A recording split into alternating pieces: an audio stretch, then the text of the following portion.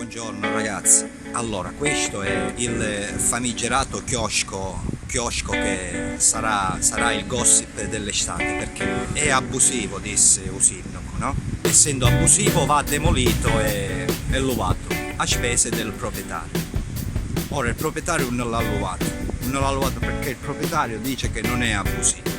Dove sta l'inghippo? Vi spiego io.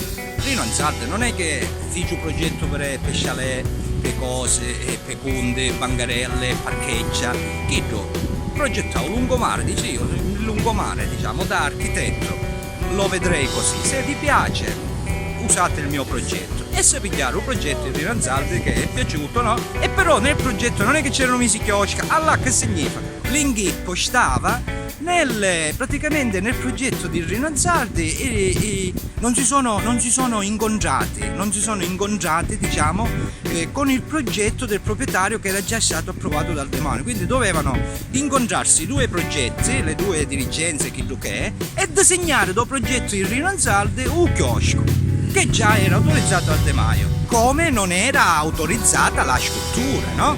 La scultura è lo stesso meccanismo, che poi già spacciato tutta, i vandalismi. Non è che l'architetto Rino Anzarde nel suo progetto ha previsto la donazione della scultura, no, è venuta dopo, durante è stata donata, e quindi devono essere poi gli altri dirigenti, che comune cose, gli altri enti che devono unire la situazione. Le soluzioni sono semplici, perché io ho parlato con i proprietari del chiosco questo. Siete turpa il lungomare, mettete la spiaggia come faccisto con Cristo, no? Non è, fa questo qua, no? Mettete la spiaggia, no? Ci dissi ai proprietari. E i proprietari dissero: ma non ce l'hanno proposto. Disse: proponetelo voi. Cioè, in cambio di sciarriarvi, incontratevi, parlate e mettete la spiaggia su cose, perché se no mi piglio io. Da notte e notte mi vengo a piglio e mi va a mettere al pensiero stupendo. Erano amici, lo sarete di nuovo.